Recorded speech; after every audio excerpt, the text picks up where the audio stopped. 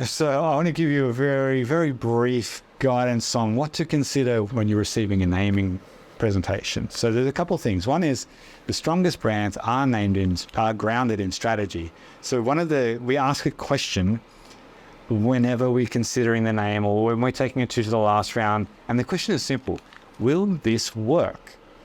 Right? Will this work for the brand? It's not which name do I like the most. And it's great. Like when you look at these words, these names, I want you to ask that same question. Will this work? All right. Not, do I like it? I mean, do I like it? Mm-hmm. Yeah. It's good if it's both. Just, one of the things we do as naming specialists is we want a name that is stretchable enough to cover your future growth, right? To encompass everything that we're thinking about. And it's got to be easy enough to remember. It's very likely that the word that we choose here might become the nickname, right? So they'll know you, right? They'll recognize you as personality, but then this other name may become the nickname for the product, right? So it needs to be legally and linguistically a viable naming option. So we ask you to keep an open mind. A name that might feel silly up front, it could be controversial, otherwise a problematic kind of sound, can turn out to be awesome. Right? So, suppress the knee-jerk reaction that you might have at this stage for a word. The best names can actually feel a little bit off-putting at first, right? So, like this name, a caterpillar. What comes in your head when you think about caterpillar? Right, yeah.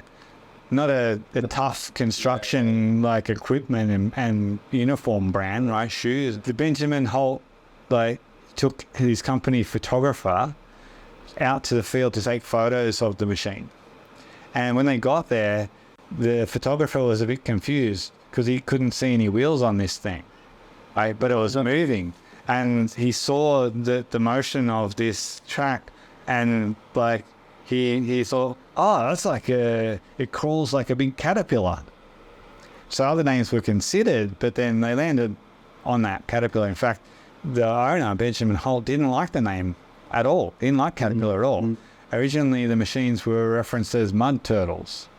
But not as good as that. Anyway, so you can see a name is ready to be filled by the story of what it is, right? So the name is just one part of the brand. So we've been baking this foundation of culture and impact that is the name is like a balloon that you fill with the story of the brand. So it's just got to be able to hold the story. So we want to avoid the temptation for the word to say everything.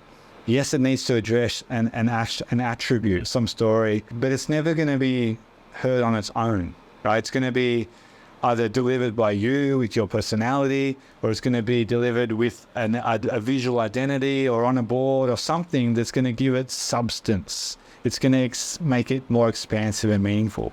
Some examples, right? So Canon, right? It was founded in 1933 under the name Precision Optical Instruments Laboratory. 2 years later, it adopted Canon after the company's first camera. And the camera was called the Kwanon, which is the Japanese name of the Buddhist bodhisattva of mercy, right? So Kwanon wasn't anything to do with like a boom cannon or anything, right? Anyway, Asus. Yeah, it's a consumer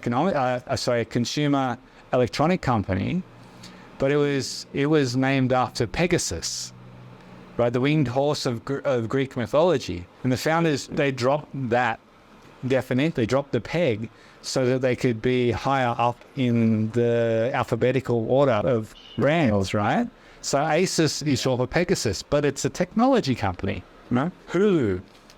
That's a Mandarin word with two meanings, gourd and interactive recording. Interactive recording, interesting, right? So it's funny. Words like this are the containers for story that create this greater meaning for us, right? Mm-hmm. So we need to think about the word, and now there's one that I might share them vocally with you, because hearing these definitions, it's maybe.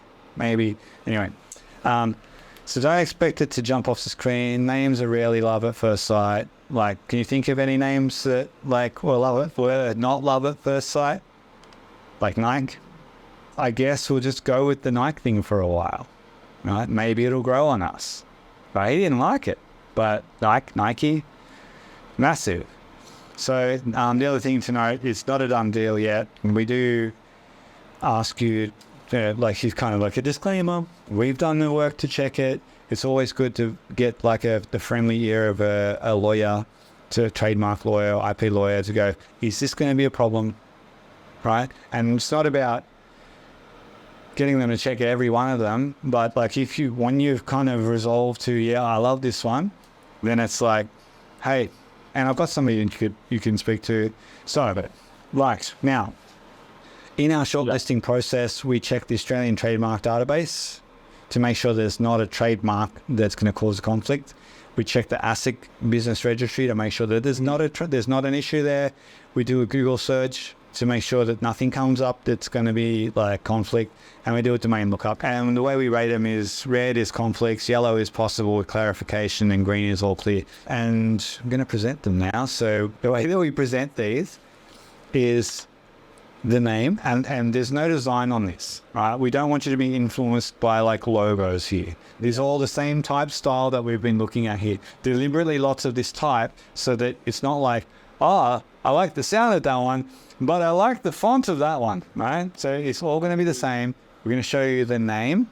We're going to show you a tagline, and the taglines, they're just quick taglines. They're not like the one. We will work up the one based off the final selection. And it's going to, when we do that, it's going to be relevant to your purpose, relevant to your impact and everything, right? So tagline will come, but there's one there to kind of anchor the idea.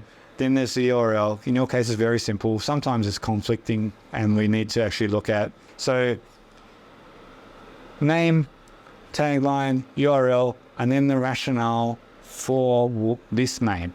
This is meant for you to go, ooh, let me think about that. Like, and like, see which one calls to you, because this is going to represent you, right? And think about, okay, like, is there a product that could be different in that you reflect on these and go, all right, the other ideas that I've thought about for products, will they fit in that name? And then it's like, all right, if once you've sorted one, then it's that easy. It's like, the process, just registering a business, and then we'll make it look amazing.